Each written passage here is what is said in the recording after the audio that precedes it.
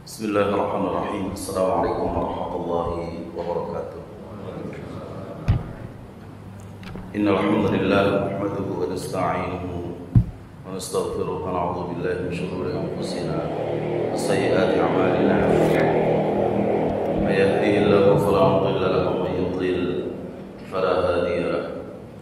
Asyhadu an la ilaha illallah wahdahu la syarika lahu wa asyhadu anna Muhammadan 'abduhu wa rasuluh. Allahumma salli wa sallim wa barik ala nabiyil karim habibina al-mustafa Muhammadin wa ala alihi wa ashabihi wa man sara ala nahjihi wa tamassaka bi sunnatihi ila yaumiddin. Ya ayyuhalladzina amanu taqullaha haqqa tuqatih wa la tamutunna illa wa antum muslimun. Ya ayyuhan nasu taqu rabbakum alladzi khalaqakum min nafsin wahidah wa khalaqa minha zawjaha وبث منهما رجالا كثيرا ونساء واتقوا الله الذي تساءلون به والارحام ان الله كان عليكم رقيبا يا ايها الذين امنوا اتقوا الله وقولوا قولا سديدا يصلح لكم اعمالكم ويغفر لكم ذنوبكم ومن يطع الله ورسوله فقد فاز فوزا عظيما اما بعد jemaah sekalian kaum muslimin dan muslimat yang dimuliakan Allah Subhanahu wa taala.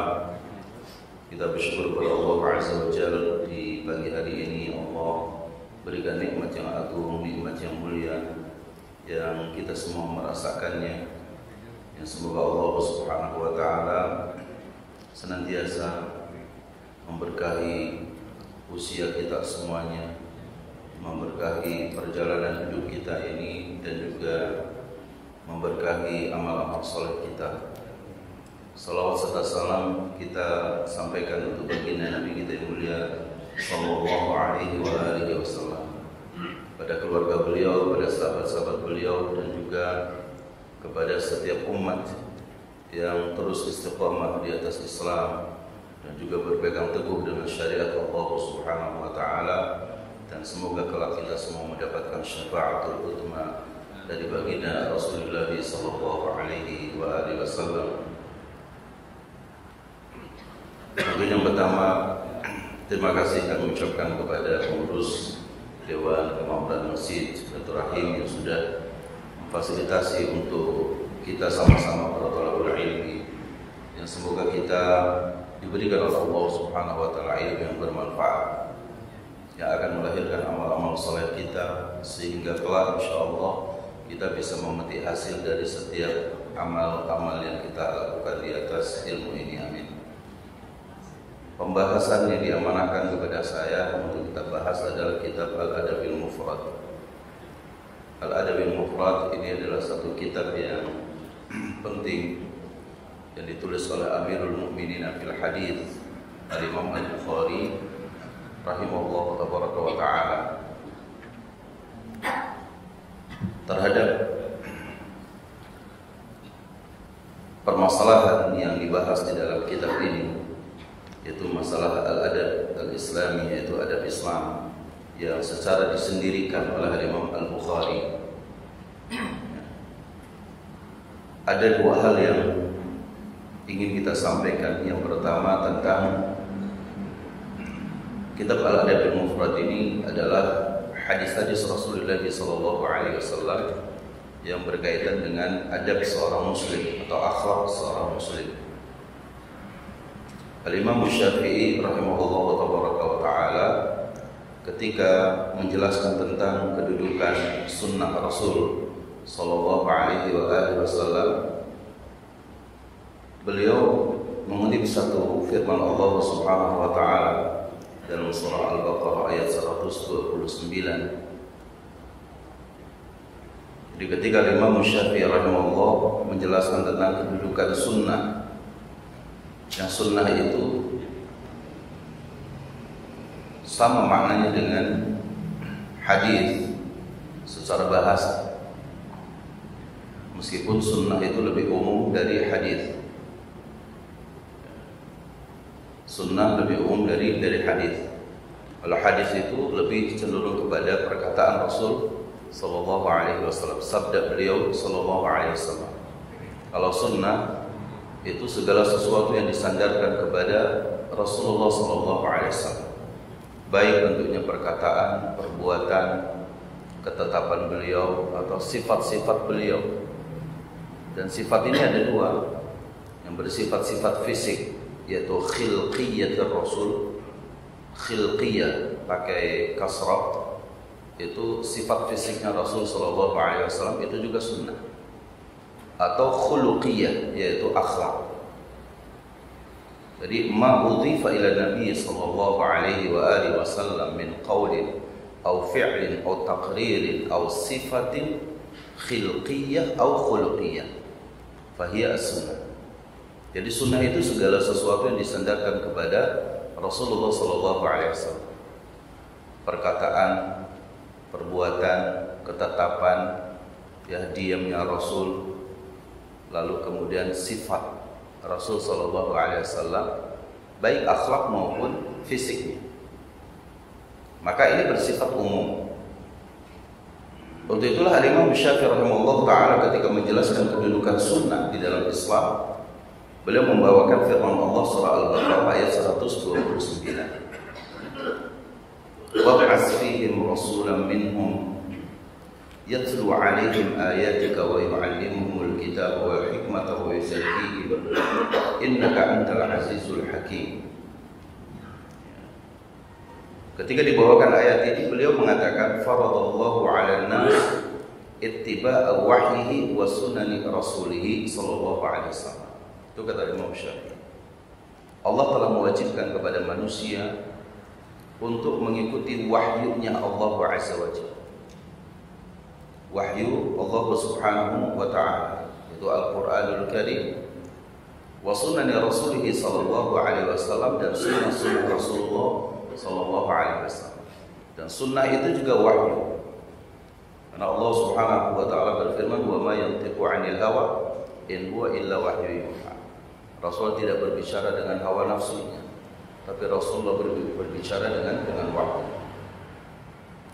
Allah katakan ya di sini ketika berbicara tentang Nabiullah Ibrahim alaihi salam ketika berdoa setelah menempatkan istri beliau Hajar dan juga putranya Ismail di kota Mekah, yang pada saat itu tidak ada penghuni yang lain di kota tersebut kecuali Hajar dan juga Ismail. Allah katakan wab'ats fihim rasulan, utuslah dari mereka nantinya itu seorang rasul, yatlu alaihim, yang membacakan ayat-ayat Allah Subhanahu wa ta'ala, yatlu alaihim ayatik, wa yu'allimuhumul kitab wal hikmah, mengajarkan Alkitab dan juga Al-Hikmah. Para ulama tafsir ketika menjelaskan Al-Hikmah, Al-Imam Ibnu Katsir rahimahullah ta'ala, adalah as-sunnah. Jadi ajarkan Al-Quran dan sunnah Rasul sallallahu alaihi wasallam. Wa yuzakkihim, dan agar Rasul itu mensucikan jiwa manusia.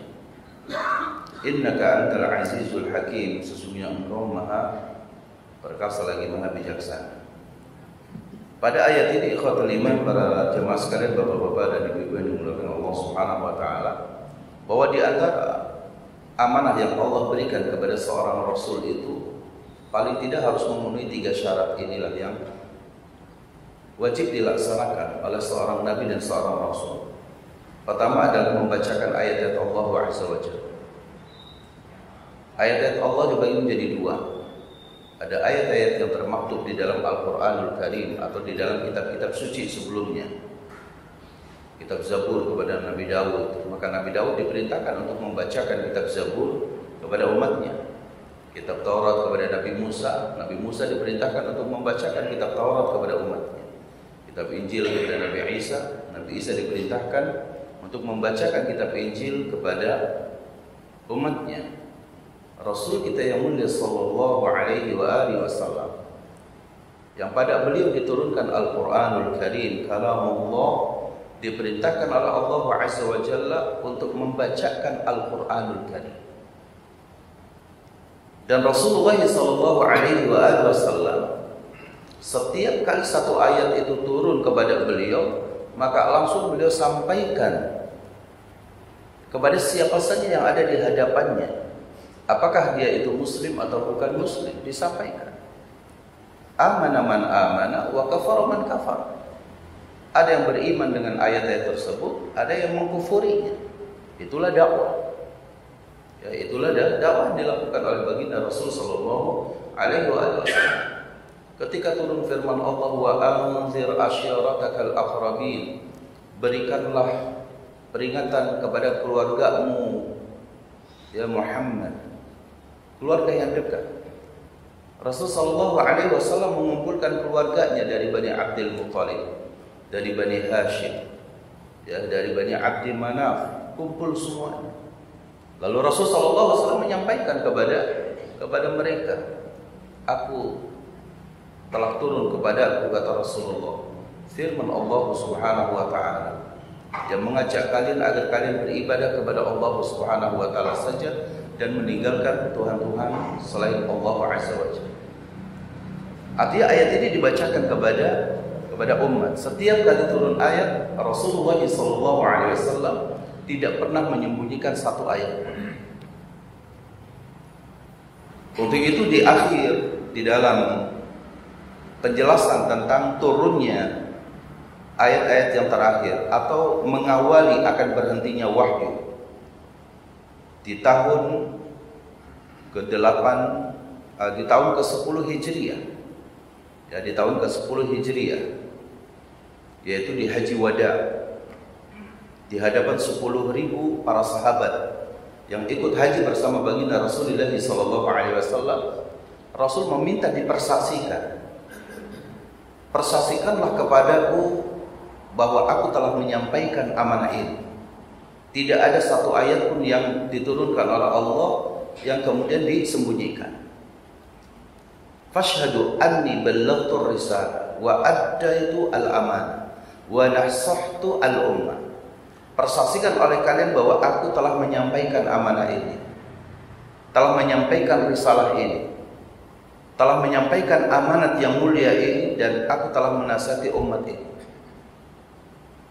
Maka mereka semua bersaksi, bala ballaghta ya Rasulullah, benar engkau telah menyampaikan semuanya.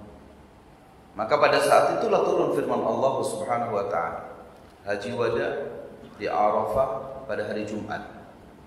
Pada hari Jumat, hari yang mulia, di tempat yang mulia, di hari disitulah inti daripada pelaksanaan ibadah haji.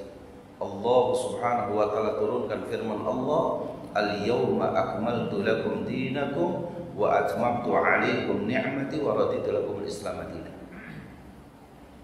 Surah Al-Maidah ayat 3. Pada hari ini aku telah sempurnakan agama kalian, telah aku sempurnakan nikmatku atas kalian, dan telah aku ridhoi agama Islam ini menjadi agama bagi kalian. Untuk itulah pada saat itu seorang Yahudi berjumpa dengan Umar bin Khattab radhiyallahu anhu. Apa kata orang Yahudi ini? Ya Umar, atadri ayatan fi kitabik law anzala alaina hadhihi al-ayah latakhadtu yawman dhalika al-yawma 'idah. Itu kata orang Yahudi.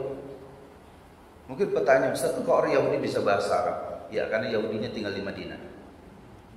Ya, Yahudinya tinggal di Madinah. Jadi bukan Yahudi yang sekarang orang-orang berbahasa Ibrani dan mereka sama sekali tidak mau menggunakan bahasa Arab. Kalau kita ke Palestina, nggak ada. Kita ngajak bicara, mereka bahasa Arab sama sekali nggak. Karena itu orang-orang Israel, orang Yahudi yang sekarang itu bukan berasal dari situ, didatangkan dari negara-negara lain. Memang sengaja untuk memperbanyak warga mereka di situ. Sehingga tidak sedikit mereka yang tidak banyak yang mereka paham bahasa Arab. Dulu orang Yahudi bisa bahasa Arab, karena mereka berada di Madinah pada awalnya. Dari Bani Qainuqa, Bani Nadir, ya, Bani Quraisyah, itu adalah 3 kabilah terbesar Yahudi yang ada di kota Madinah. Ketika berjumpa dengan Umar bin Khattab, apa dikatakan? Atadri ayatan, tahukah engkau wahai Umar, ada satu ayat fi kitab, dalam kitabmu itu. Artinya pada Al-Quran yang sering anda baca itu ada satu ayat, ya. Lau anzala alaina ma'syaral yahud kalau ayat itu turun kepada kami bangsa Yahudi, latakhadtu dzalikal yauma 'ida. Aku akan jadikan hari itu sebagai hari perayaan bagi kami. Maka Umar berkata, ayat yang taksud. Ayat apa yang kau maksudkan? Orang Yahudi membacakan al-yawma akmaltu lakum dinakum wa atmamtu 'alaikum ni'mati wa raditu lakum al-islam dinan. Orang Yahudi bisa baca Al-Qur'an juga, bisa karena Al-Qur'an bahasa Arab. Ya, Al-Qur'an bisa bahasa Arab. Jadi kalau kita dapati orang-orang orientalis sekarang, mereka ada yang bisa baca Al-Qur'an, mereka yang baca hadis biasa, karena dari dulu juga begitu. Ya, orang Yahudi bisa bahasa Arab. Ya bahkan kalau kita dapat sekarang orang Nasrani semuanya, orang Kipti di Mesir ya semuanya pakai bahasa Arab kan gitu. Kristen Koptik, Kristen di Mesir ya semuanya pakai bahasa Arab. Injilnya mereka atau Bibelnya mereka ya bahasa Arab juga. Nah di sini dikatakan bahwa apakah engkau tahu satu ayat yang kalau itu turun kepada kami maka akan kami jadikan itu sebagai apa? Sebagai hari besar kami. Kata Umar bin Khattab, apa yang kamu maksudkan ayat tersebut? Lalu orang Yahudi itu membacakan surat Al-Maidah ayat 3. Maka kata Umar bin Khattab, aku tahu ayat itu turun pada hari apa, di jam berapa, dan pada saat apa Rasulullah SAW menerima ayat itu. Ayat itu turun pada saat kami haji wada bersama Rasulullah pada saat itu di Arafah, dan Rasulullah SAW itu berada di atas untanya, dan pada saat itu terjadi di hari Jumat. Pada saat Rasulullah akan berdoa, turun ayat tersebut. Nah artinya di sini Rasulullah SAW setiap kali turun menjadi satu bukti bagi kita. Rasul membacakan ayat Allah Azza wa Jalla. Kemudian apa? Wa yu'allimuhumul kitab wal hikmah. Mengajarkan Al-Qur'an dan juga As-Sunnah itu bukan sekedar ilmu, tapi ada at-ta'lim di sini itu adalah ilmu dan amal sekaligus. Maka ketika Rasulullah SAW, ketika Aisyah ditanya, Ummul Mukminin radhiyallahu anha, tentang akhlaknya Rasul sallallahu alaihi wasallam, maka Aisyah mengatakan kana khuluquhul Qur'an. Akhlaknya baginda Rasul adalah Al-Qur'an. Jadi Al-Qur'an yamshi 'alal ard, yaitu Al-Qur'an yang sedang berjalan di atas muka bumi itulah baginda Rasulullah sallallahu alaihi wasallam. Dan yang ketiga wa yuzakihim, yaitu mensucikan jiwa mereka. Tidak ada kebaikan kecuali Rasulullah menunjukinya. Tidak ada keburukan kecuali Rasulullah mengingatkan umat untuk menjauhinya. Inilah yang dikatakan oleh Imam Asy-Syafi'i rahimahullahu taala ketika membawakan surah Al-Baqarah ayat 129. Paling tidak kata beliau, ada beberapa poin yang bisa kita ambil faedah dari apa yang disampaikan oleh Imam Syafi'i tentang kedudukan sunnah yang kita memang mesti belajar. Yang pertama bahwa ittiba'us sunnati fariqu ma bainal 'abidil haqqi lillah wal muttabi' li hawahu. Itu yang pertama. Bahwa mengikuti sunnah Rasul sallallahu alaihi wasallam itu bisa menjadi pembeda antara seorang hamba yang mengikuti Allah Azza wa Jalla, yang mengikuti syariat Allah Subhanahu wa taala, dan yang mengikuti hawa nafsunya. Jadi kalau kita belajar sunnah, apa yang dibawakan oleh Rasul sallallahu alaihi wasallam itu penjelasan mutlak, penjelasan murni tentang apa itu Islam. Ya, apa itu Islam. Jadi kalau kita mengikuti sunnah Rasul sallallahu alaihi wasallam itu fariqu ma bainal 'abid, ya. Yang akan membedakan antara kita seorang muslim yang kita ini menjadi hamba Allah Subhanahu wa taala, yang menghambakan diri kita kepada Allah Azza wa Jalla, dengan orang yang akan mengikuti hawa nafsu. Itu pembedanya adalah apa? Di Al-Qur'anul Karim dan juga di sunnah Rasulullah sallallahu alaihi wasallam. Ya. Kemudian yang kedua, ittiba'us sunnati ahadu syartai qabuli 'amalil 'abdi. Mengikuti sunnah itu adalah salah satu dari dua syarat diterimanya amal. Ya, salah satu dari dua syarat diterimanya amal kita. Dalilnya adalah suratul Kahfi ayat 110. Ketika Allah Subhanahu wa taala berfirman, "Faman kana yarju liqa'a rabbih falyamal 'amalan shalihan wa la yusyrik bi'ibadati rabbih ahada." Dikatakan faman kana yarju liqa'a rabbih. Ya, barang siapa yang berharap untuk berjumpa dengan Rabb-Nya, Allah Subhanahu wa taala. Syarat yang pertama adalah falyamal 'amalan shalihan. Hendaklah dia beramal saleh.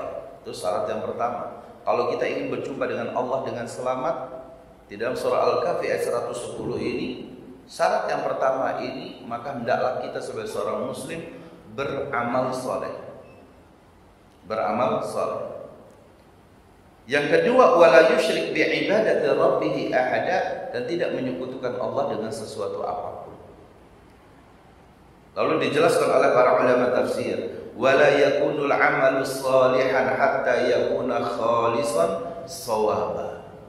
Tidaklah amal soleh dikatakan amal soleh kecuali amal soleh itu memiliki dua syarat. Pertama, khalisan, yaitu ikhlas. Amal itu dilakukan karena Allah Subhanahu wa taala, shawaban, dan itu benar. Yaitu benar sesuai apa yang diperintahkan oleh Allah dan Rasulnya sallallahu alaihi wasallam. Khalisan shawaban. Di sini dikatakan khalisan lillahi wahdah shawaban ala wufqi as-sunnah. Ikhlas karena Allah semata dan benar menurut Rasulullah sallallahu alaihi wasallam. Yang ketiga, kata Al-Imam Syafi'i, bahwa ittiba'us sunnati sababun lin najati minal halak. Mengikuti sunnah itu menjadi salah satu sebab, menjadi sebab, sababun lin najat, menjadi sebab bagi kita selamat minal halak, dari kebinasaan. Ittiba'u as-sunnah sababun lin najati minal halak. Mengikuti sunnah Rasul sallallahu alaihi wasallam itu adalah menjadi sebab selamatnya kita dari kebinasaan. Ini dijelaskan dalam hadis yang sahih, diriwayatkan oleh Imam Bukhari dan juga Imam Muslim dari Abu Musa al-Asy'ari radhiyallahu anhu. Ketika beliau menjelaskan bahwa perumpamaan aku dengan perumpamaan nabi-nabi yang sebelumnya diutus oleh Allah Subhanahu wa taala, itu seperti seseorang yang mendatangi kaumnya. Lalu orang itu mengatakan, "Duhai kaumku, sesungguhnya aku melihat pasukan, inni ra'aitul jaisha bi'ainayya." Aku melihat pasukan itu dengan kedua mataku. Lalu kemudian apa? Wa inni ana nadhiru, dan sesungguhnya aku ini pemberi peringatan. Ini kata seseorang. Jadi seorang nabi itu ketika diutus kepada kaumnya itu seperti seseorang juga menjadi pemimpin bagi satu kaum yang memerintahkan kepada kaumnya untuk menunjukkan kepada yang baik dan meninggalkan perkara yang buruk. Nadhir itu pemberi peringatan. Maka dijelaskan dalam hadis ini, siapa yang mentaatinya maka dia akan adlaju, akan selamat. Dia akan selamat bersama kaum tersebut, bersama pimpinan kaum tersebut. Tapi yang mendurhakai pimpinan kaum tersebut, maka dia akan binasa. Kemudian Al-Imam Malik Ibn Anas rahimahullah tabaraka wa ta'ala, beliau mengatakan di sini, as-sunnatu safinatun Nuh. Sunnah itu bagaikan perahunya Nabi Nuh alaihi salam. Man raqibaha naja, siapa yang mengendarai perahunya Nabi Nuh, kapalnya Nabi Nuh, naja, maka dia akan selamat.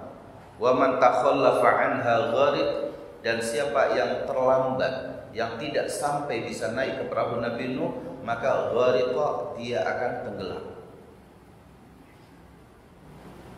Jelaslah kemudian di sini bahwa sunnah itu adalah jalan keselamatan bagi kita kaum muslimin, mengikuti baginda Rasulullah sallallahu alaihi wasallam dalam beragama kita. Yang keempat, ittiba'us sunnati ismatun minat tafarruq wal ikhtilaf wad dhalal. Mengikuti sunnah itu adalah bentuk terjaganya kita, bentuk terjaganya kita itu dari perpecahan dan juga kesesatan.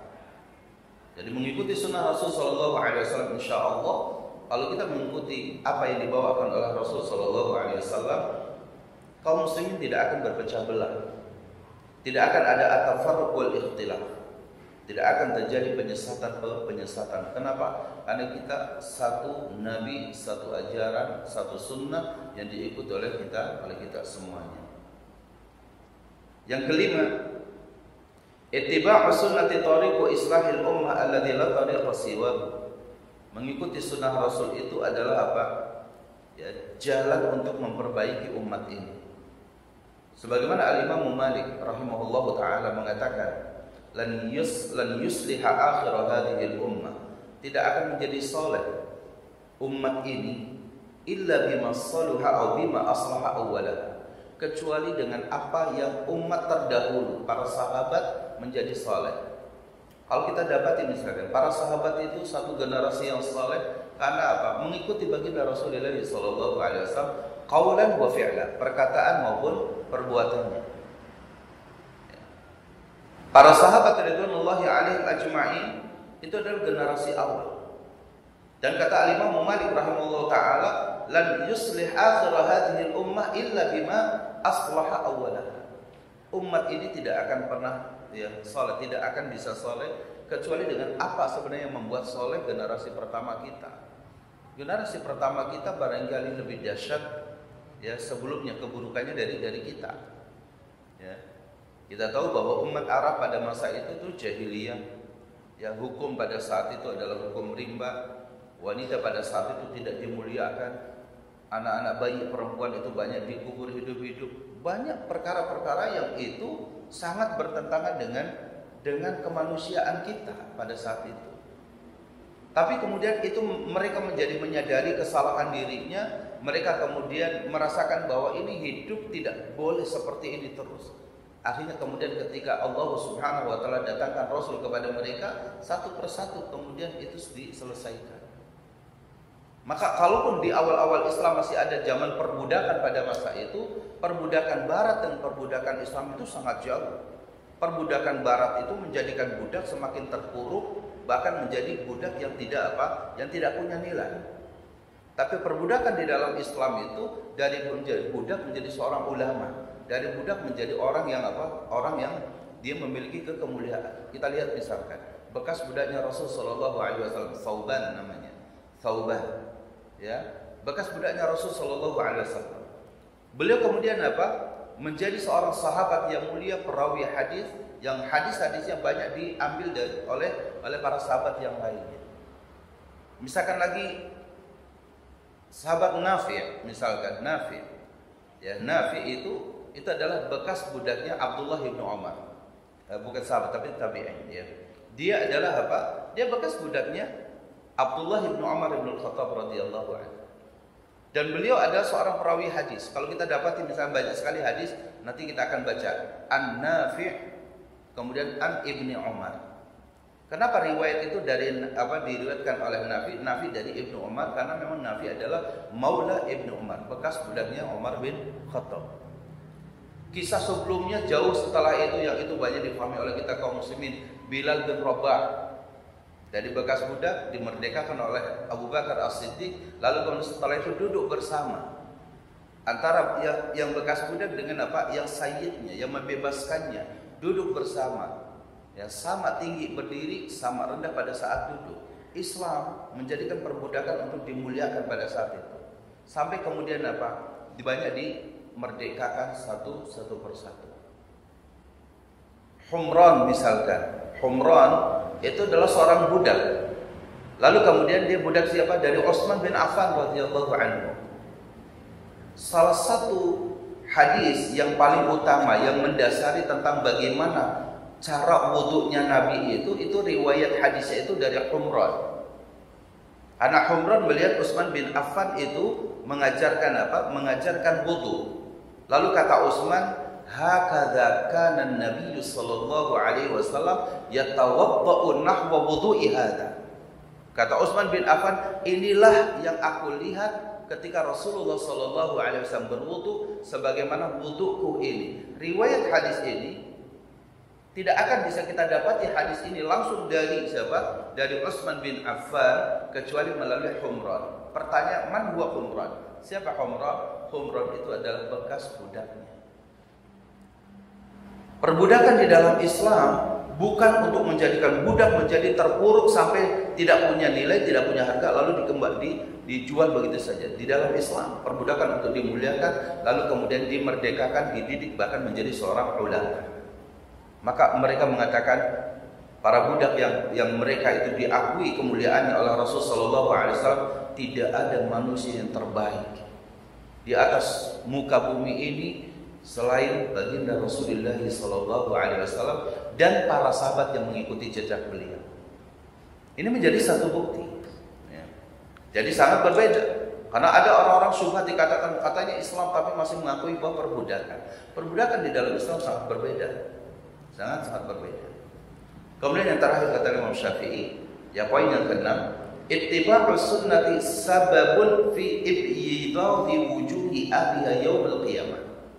Mengikuti sunnah Rasulullah sallallahu alaihi wasallam itu menjadi sebab akan putihnya cahaya atau akan putihnya cahaya pada wajah kita kelak pada hari kiamat.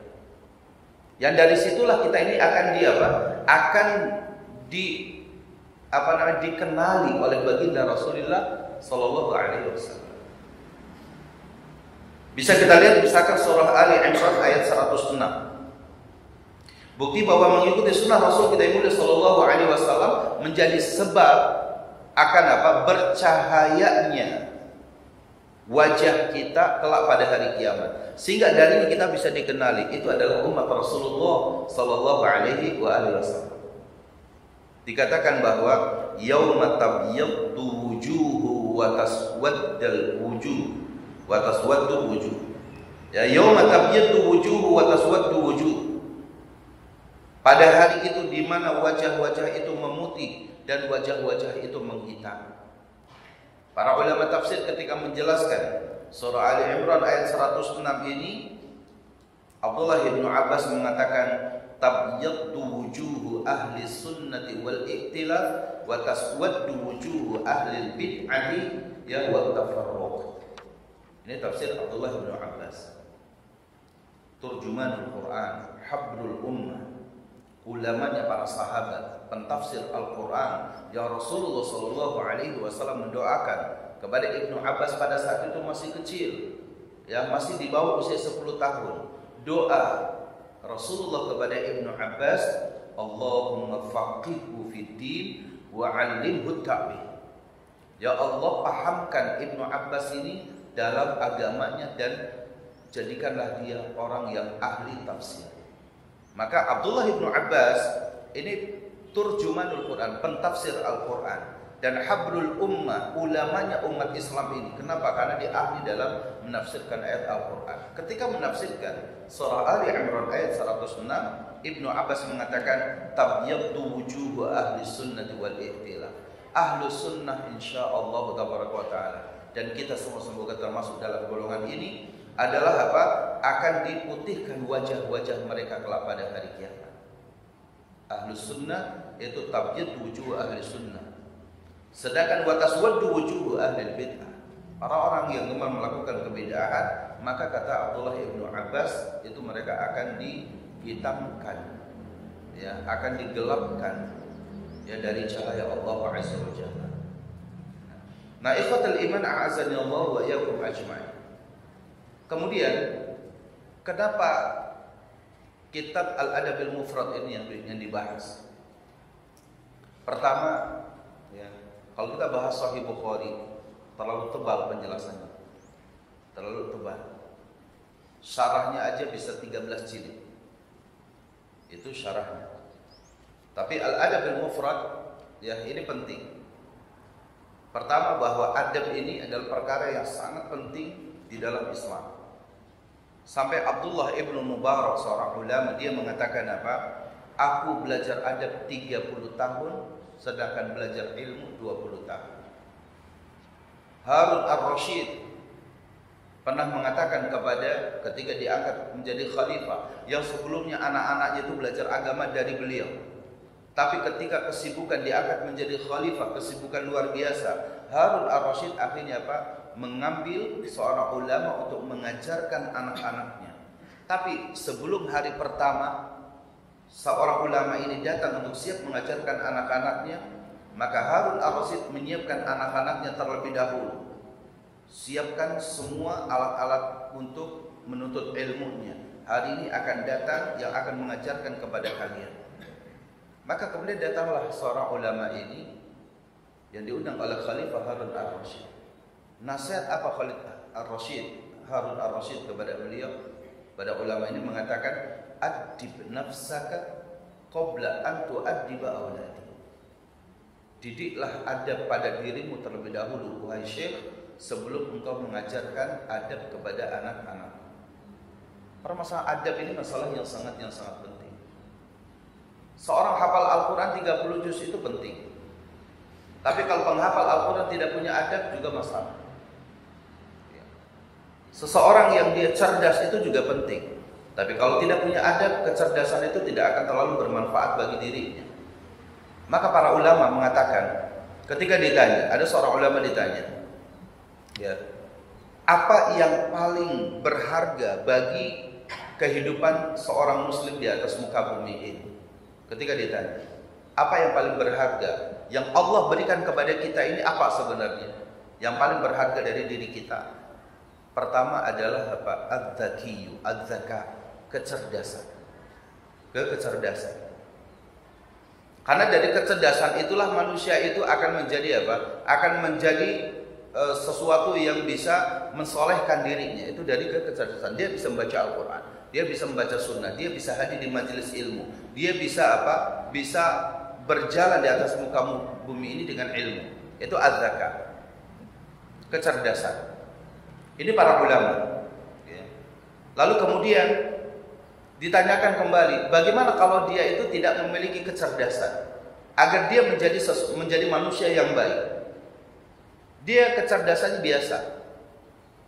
Barangkali kecerdasan dia itu juga di bawah rata-rata. Tapi apa yang bisa menjadi dia itu baik? Husnul khuluq. Lalu kata ulama itu mengatakan husnul khuluq, akhlak yang baik, adab yang baik. Orang kalau tidak memiliki kecerdasan, paling tidak dia memiliki akhlak yang baik, itu akan dimuliakan orang. Dimuliakan orang, dia akan bisa apa? Akan bisa berinteraksi dengan semua orang. Adab yang baik, akhlak yang baik. Ditanyakan lagi kepada ulama ini, bagaimana kalau dia tidak cerdas, tapi dia juga tidak punya akhlak yang baik? Maka yang ketiganya kata ulama ini adalah apa? Dia harus memiliki teman yang baik, teman yang soleh. Karena as-sahibu sahib, sahabat itu akan mudah menarik diri kita. Kalaulah kita bukan orang yang cerdas, kalaulah kita bukan orang yang pintar, kalaulah saya ini bukan orang yang baik, tapi ketika berteman dengan orang baik, maka orang yang baik ini akan menarik kita.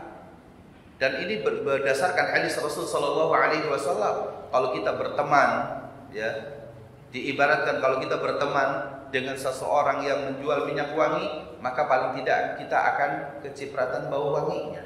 Paling tidak kita coba, ini warna wangi seperti ini apa? Kita akhirnya coba, diusapkan kepada badannya. Meskipun terakhirnya memang wanginya jadi apa? Jadi tidak beraturan, karena kita suruh mencobain terus. Ya kan? Wangi ini taruh di sebelah sini, wangi ini taruh di sini. Banyak minyak wangi yang sampai di kita, tapi semuanya wangi. Semuanya wangi. Tapi kalau kita berteman dengan orang yang sedang apa? Yang sedang ngelas gitu ya, maka paling tidak tangan kita kecipratan apa? Apinya. Mungkin ada bolong sedikit pada bajunya, mungkin ada lagi gitu. Ya. Jadi as-sahibus sahib kata para ulama, sahabat itu akan menarik diri kita. Maka apa? Kalau kita tidak memiliki kecerdasan, kalau kita tidak memiliki apa? Kemuliaan akhlak, kita masih nakal lah dalam hidup kita ini, paling tidak kita bersahabat dengan orang yang baik. Suatu ketika kebaikan sahabat ini akan terus, tidak akan pernah bosan menarik diri kita. Mungkin hari ini kita berbuat salah, kata sahabat kita, ya janganlah begitu. Ya, coba kita sadar hidup ini untuk apa. Mungkin hari itu tidak kita terima, Tapi karena kita ini teman sahabat sejati kita, besok kita melakukan kesalahan lagi, diingetin lagi. Akhirnya apa? Pada suatu masa akan sampai pada waktunya, ternyata betul apa yang antum sampaikan.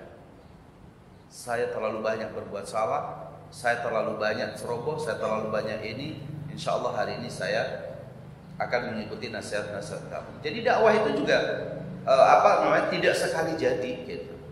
Kalau teman yang baik itu maka akan terus menarik diri kita. Itu yang ketiga. Ditanyakan lagi kemudian oleh ulama ini, bagaimana kalau dia tidak punya teman baik? Apa solusinya kalau dia ingin menjadi baik? Sumtun tawil. Sumtun tawil. Diam yang panjang. Artinya apa? Jangan banyak bicara. Karena orang yang tidak cerdas, orang tidak punya akhlak, orang tidak punya teman, semakin dia banyak bicara, semakin ketahuan kejahilan dia, semakin ketahuan ya kerusakan yang ada pada dirinya dan yang lainnya. Banyak diam saja, ya, banyak diam. Ternyata tidak juga, ditanya lagi kepada ulama ini. Ternyata dia juga nggak bisa diam, ngomong terus ke sana kemari. Lisannya itu banyak nyakit orang. Karena apa? Orang cerdas biasanya dia ngomong asal keceplosan saja, akan asal begitu, bicara apa adanya. Banyak orang tersakiti dengan lisannya. Orang merasa bahwa lisannya banyak menyakiti, tapi karena dia nggak cerdas, dia tidak mawas diri bahwa kalimat itu banyak menyakiti orang. Apa kata ulama ini? Yang terbaik bagi dia yaitu adalah mautun ajil. Mautun ajil, kematian yang disegerakan. Maksudnya adalah Pak, doakan semoga Allah wafatkan dia agar dia dalam hidupnya tidak terlalu banyak dosa.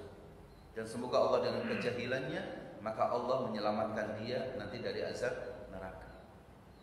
Doakan kebaikan untuk dia. Jangan biarkan orang-orang yang jahat itu, orang-orang yang buruk itu hidup lama di dunia karena kasihan sama dia. Ya. Berarti boleh dong Ustaz mendoakan orang untuk kematian. Ya kalau kita sudah melalui dakwah yang panjang. Jangan sampai baru kita ketemu sekali dia berbuat jahat saya doain dulu mati. Ya jangan juga begitu. Ya, itu namanya tidak dakwah namanya gitu ya. Itu patokannya tadi ulama itu seperti itu memberikan nasihat itu. Terus gitu kan.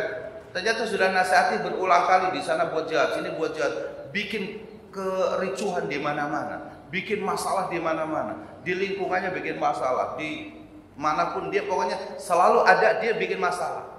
Apa yang harus kita lakukan? Ya Allah wafatkan dia dalam husnul khatimah. Segera akan engkau wafatkan dia ya Allah agar bukan agar dia tidak menambahi dosanya gitu. Berarti kan itu bentuk kasih sayang kita. Ya. Dan itu doa. Tentunya sebelum itu doanya panjang, bukan itu langsung doa itu. Doanya panjang, ya Allah berikan hidayah kepada dia, itu awal ketika dia dakwah. Ya Allah semoga diberikan kesadaran, semoga diberikan ini terus seperti itu. Enggak berkutik juga dia, enggak terus dia enggak mawas diri, enggak apa ya sudah ya Allah wafatkan dia. Semoga diwafatkan olehmu ya Rabb husnul khatimah dan engkau masukkan dia dalam pengampunanmu. Berikanlah rahmat kepada dia dan masukkan dia ke ahli jannah selesai. Kita hidup di dunia ini juga nyaman, ya kan? Nah ini kenapa adab ini yang mesti kita pelajari seperti itu dan kenapa Al-Imam Bukhari kitab beliau yang kita ambil karena beliau Amirul Mukminin fil hadis. Amirul Mukminin fil hadis. Nah ini poin yang kita ingin sampaikan kepada para jamaah sekalian tentang kitab Al-Adabil Mufrad. Kitab Al-Adabil Mufrad itu tentang Al-Imam Bukhari hanya menulis satu kitab tentang adab yang disendirikan. Sedangkan kitab Sahih Bukhari itu isinya banyak. Pertama kitab Badul Wahyi, ada kitab iman, kitab ini terus sampai jihad, sampai apa? Sampai bab ibadah, banyak akidah, bab libas, bab pakaian, tentang. Nah, ada satu pembahasan tentang masalah adab tapi sedikit di dalam kitab Sahih Bukhari, tapi kitab Al-Adabil Mufrad itu beliau memilihkan hadis-hadis Rasulullah SAW yang berkaitan dengan masalah adab. Disendirikan, maka namanya Al-Adab Al-Mufrad. Ya, Al-Adab Al-Mufrad itu kitab adab yang disendirikan dalam satu kitab. Dan perlu kita sampaikan di sini, ya. Di bab 1 itu nanti beliau akan membahas tentang firman Allah Subhanahu wa taala surah Al-Ankabut ayat 8. Wa wassaynal insana biwalidayhi husna. Itu ayat itu nanti di di bab pertama yang akan beliau bahas, dan beliau membawakan dua hadis di sini. Tapi kita ingin sampaikan ya terlebih dahulu, kenapa bab pertama itu berkaitan dengan birrul walidain. Ya, tentang birrul walidain. Karena yang diinginkan oleh Imam Al-Bukhari ketika membawakan ya kitab ini adalah apa? Ini tentang adab panduan manusia sesama manusia. Agar manusia berakhlak sesama manusia. Seakan-akan beliau mengambil atau menjadikan kitab Al-Adabil Mufrad itu mengambil satu wasiat dari Rasul sallallahu alaihi wasallam dalam satu hadis. Di mana hadis itu dianggap oleh para ulama sebagai apa? Hadis menjadi standar ataupun menjadi patokan bermuamalah dengan ya secara umum dalam kehidupan, yang disebut dengan usulul muamalah, prinsip-prinsip dasar dalam bermuamalah. Yaitu hadisnya sangat pendek, yaitu hadis yang menjelaskan tentang ittaqillaha haitsuma kunta. Itu yang pertama. Bertakwalah kalian kepada Allah dimanapun kalian berada. Bertakwalah kamu kepada Allah dimanapun kamu berada. Itu yang pertama. Al-aslul awal, prinsip yang pertama dalam muamalah itu adalah apa? Bertakwalah kepada Allah dimanapun Anda berada. Itu prinsip yang pertama. Dijelaskan oleh para ulama hadis, kalimat ini adalah apa? Kalimat tentang muamalah, bagaimana cara kita bermuamalah antara diri kita sebagai makhluk dengan Allah Subhanahu wa taala sebagai Al-Khaliq. Dan itu prinsipnya adalah apa? Bertakwa kepada Allah dimanapun kita berada. Itu aslul muamalah yang pertama. Prinsip dasar dalam bermuamalah dimanapun kita berada. Kita jalan-jalan lagi umroh kah, kita lagi jalan-jalan lagi refreshing kah, atau kita berada di jalan, berada dimanapun, selama kita bertakwa kepada Allah, Allah akan menjaga diri kita. Ya, ittaqillaha haitsuma kunta. Muamalah kita sebagai makhluk dengan Allah Subhanahu wa taala al-Khaliq. Al-aslu tsani, kata para ulama, kelanjutan hadis itu adalah apa? Wa atbi'is sayyi'atal hasanata tamhuha. Ikuti perbuatan yang buruk dengan perbuatan yang baik. Saya selalu mengatakan, jangan terus-menerus melakukan keburukan. Kalau kita ada keburukan dan itu sifat manusia yang tidak bersih dari keburukan, jangan jadikan keburukan dan dosa itu sebagai hobi bagi kita, sebagai habit atau kebiasaan bagi kita. Tutup keburukan itu dengan kebaikan. Innal hasanat yudhibna sayyi'at, kata Allah. Sesungguhnya kebaikan itu akan menghapus keburukan. Nah, penggalan hadis yang kedua ini, kata para ulama, itu adalah al-aslus tsani lil muamalah. Prinsip yang kedua dalam bermuamalah itu adalah apa? Muamalah diri kita dengan diri kita sendiri. Muamalah kita dengan diri kita sendiri. Sayangi diri kita. Kalau kita sayang dengan diri kita, jangan diri kita itu selalu melakukan keburukan dan terus mengikuti keburukan. Sayangi diri kita, kalau kita berbuat buruk, cepat beristighfar kepada Allah. Sayangi diri kita, kalau kita berbuat dosa, cepat kita bertobat kepada Allah. Semoga malaikat ketika mau mencatat keburukan di kita itu belum sempat dicatat, itu sudah apa? Sudah tidak jadi mencatat. Kalaupun sudah tercatat karena istighfar kita, maka akan suqilat anhu, akan dicabut tuh. Sebagaimana dikatakan dalam hadis yang lainnya, bahwa apabila seorang hamba Allah Azza wa Jalla melakukan satu perbuatan dosa, maka akan diletakkan satu titik hitam pada hatinya. Dan kalau dia beristighfar kepada Allah Subhanahu wa taala, maka dihapus tuh. Ya, bukan sekedar ditutupi, tapi dihapus. Maka salah satu rahmat Allah Azza wa Jalla kepada kita manusia itu adalah apa? Kalau kita baru niat berbuat baik saja, Allah akan berikan pahala satu kebaikan dari apa yang kita niatkan. Tapi kalau kita baru berniat melakukan keburukan, Allah tunggu, malaikat pun menunggu. Apakah dia akan melakukan keburukan yang dia niatkan? Kalau dia tinggalkan niat buruknya, dapat pahala satu juga. Tapi kalau dia melakukan keburukan yang sudah dia niatkan, maka apa? Dicatat sebagai satu keburukan. Cuma satu. Kalau kita melakukan apa yang diniatkan dari kebaikan kita, kalau niat itu tidak dilakukan, dapat pahala satu. Tapi kalau dilakukan, Allah akan berikan pahala 10 kali lipatnya. Tapi kalau kita melakukan keburukan terhadap apa yang kita niatkan, dihitung tetap satu. Itu pun kata ya Rasul Shallallahu Alaihi Wasallam, itu tidak dicatat langsung, ditunggu beberapa jam lamanya. Ketika ditanya, ya Rasulullah, kenapa demikian? Malaikat, kenapa kalau kita berbuat buruk tidak langsung dicatat? La'allahu yastaghfir, karena bisa saja dia itu beristighfar. Bukankah itu rahmat Allah Subhanahu wa taala kepada diri kita semuanya? Maka muamalah kita dengan diri kita itu adalah apa? Ya, jangan turuti keburukan kita. Kalau kita berbuat salah, cepat istighfar. Kita bisa dalilnya adalah apa? Bisa dilihat surat Ali Imran ayat 133 sampai 135. Ya. Orang yang berbuat zalim pada diri sendiri, walladzina idza fa'alu fahishatan aw dzalamu anfusahum dzakarullaha fastaghfiru lidzunubihim. Apabila orang itu berbuat dosa besar, aw dzalamu anfusahum. Para ulama ketika menafsirkan aw dzalamu anfusahum, atau mereka berbuat menzalimi diri mereka sendiri, yaitu dosa kecil, dzakarullaha, mereka langsung ingat kepada Allah. Fastaghfiru lidzunubihim, dia beristighfar. Ini yang kedua. Al-aslu tsani minal muamalah. Prinsip yang kedua dalam bermuamalah itu muamalah diri kita dengan kita. Yaitu adalah apa? Tutup perbuatan buruk kita dengan perbuatan yang baik.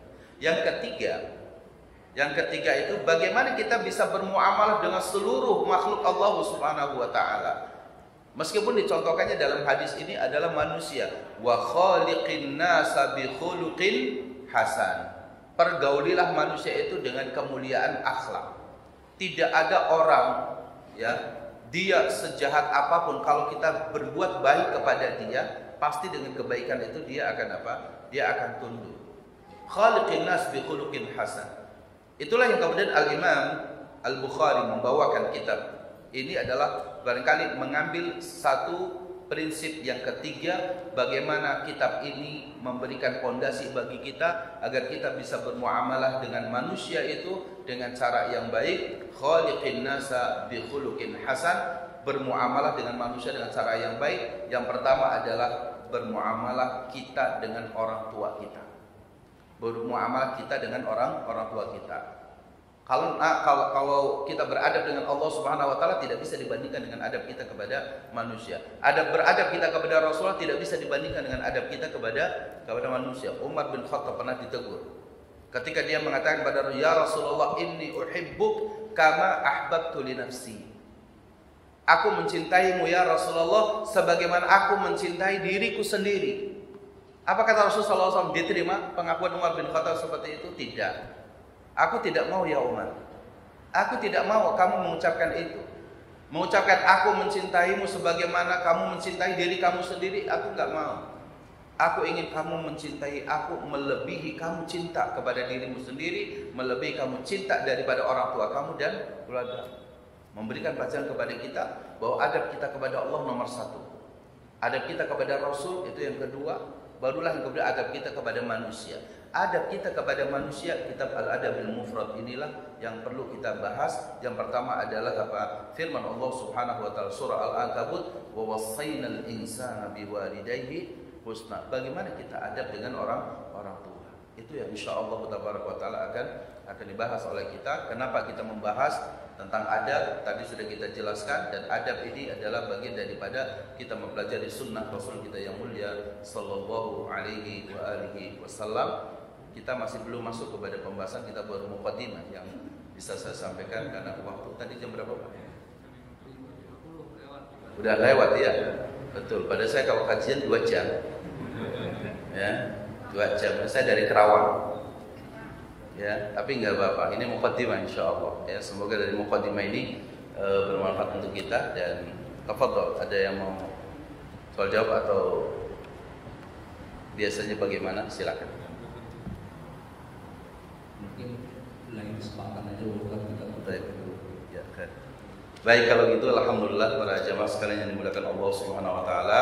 Ya, semoga dari mukadimah yang bisa kita sampaikan memberikan gambaran tentang apa yang ingin kita bahas. Semoga Allah Subhanahu wa taala memberikan kepada kita ya pemahaman tentang pentingnya kita mempelajari adab, yang semoga Allah Subhanahu wa taala menjadikan adab ini satu jalan menuju surga Allah Azza wa Jalla. Amin. Allahumma amin.